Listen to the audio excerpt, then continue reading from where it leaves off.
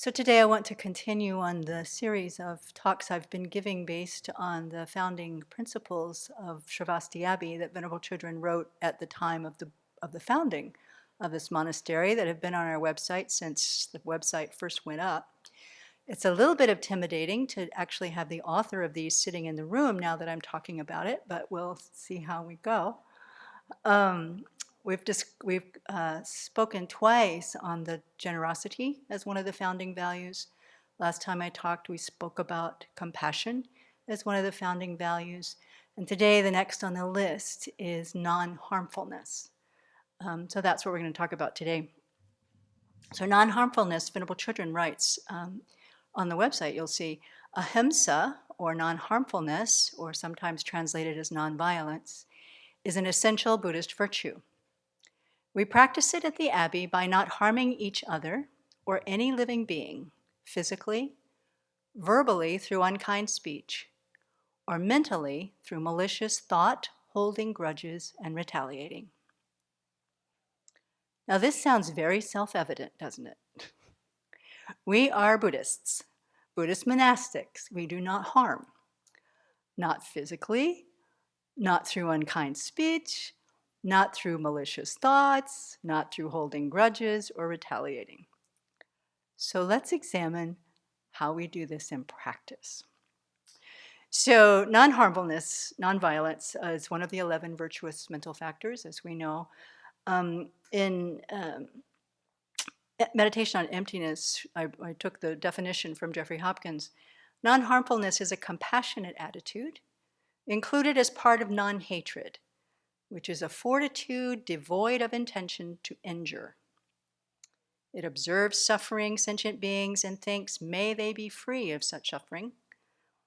The function of non-harmfulness, not injuring sentient beings, is said to be the essence of Buddha's teachings.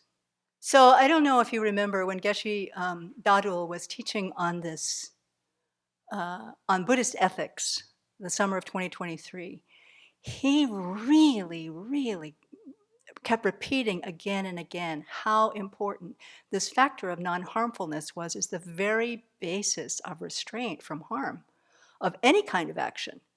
That, and he quoted Aryadeva saying, as we see here in this quote, that what is the essence of Buddhist teaching? The essence of Buddhist teaching is non-harm.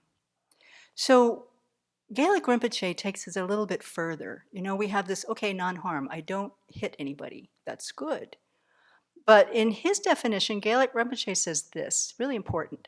Nonviolent occurs when malevolence does not arise toward any sentient being due to fortitude full of compassion.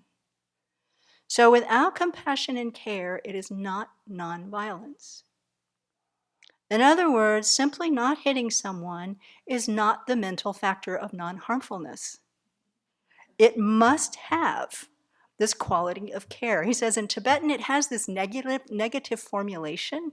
This non-harm part means it does not have any thought of harming others. But it also requires then the opposite, the compassionate and care that's involved. So as we think about how we practice non-harming as a community, as a foundational value, Venerable Children writes on the website, this entails developing our capacity to listen to each other with compassion and to communicate kindly.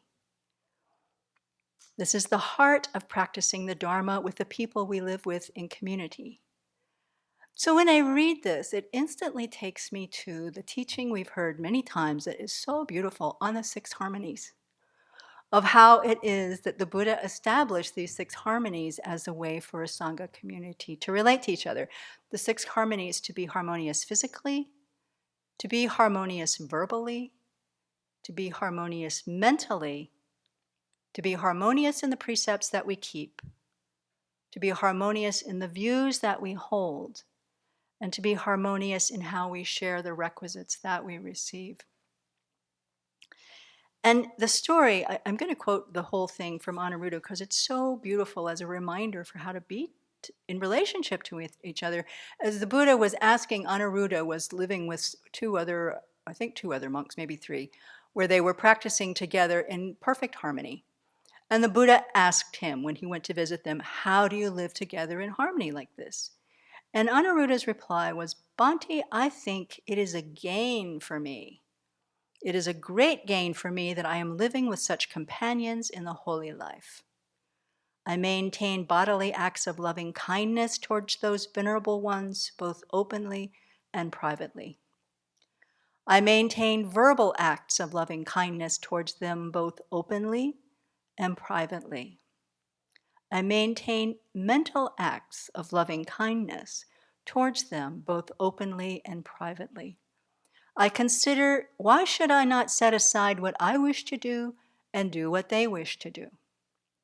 Then I set aside what I wish to do and do what they wish to do.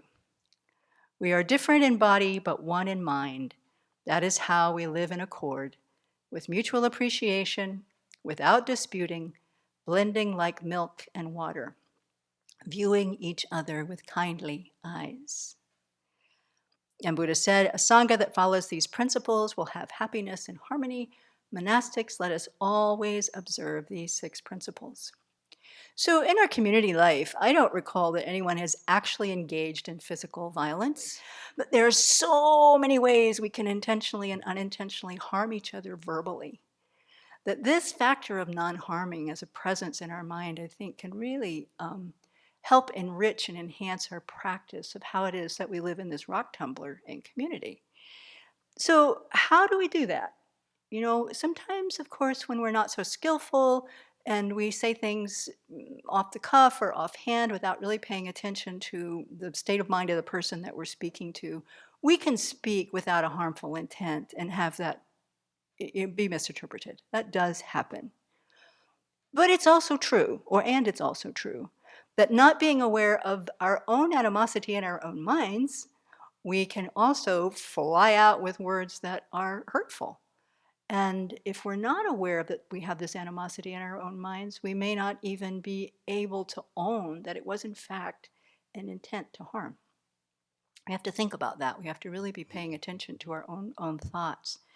So sometimes we may intentionally deceive others by simply trying to look better or cover up our mistakes.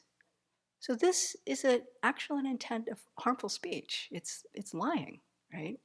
And we bring that into our relationships with each others.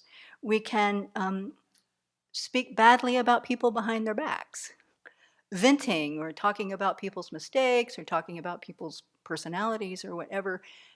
Again, not being mindful of the fact that our speech is actually harmful in that moment, that we're engaging in the harmful action of divisive speech, in fact.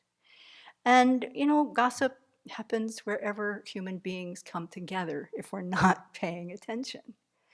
So this idea of having this act of non-harmfulness is super important as we practice in community on cultivating non-harm in our relationships with each other.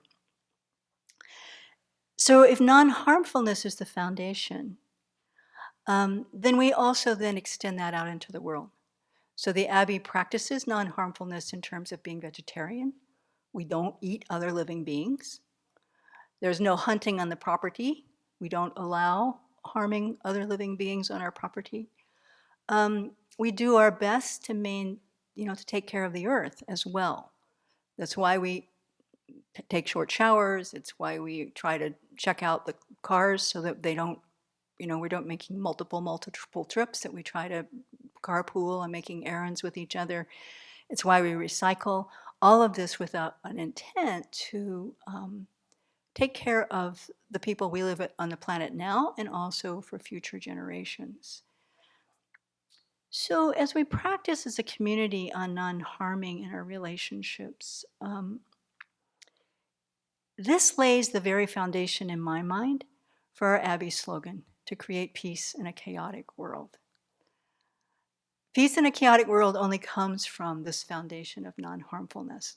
So as a founding value of the Abbey, I think holding it as a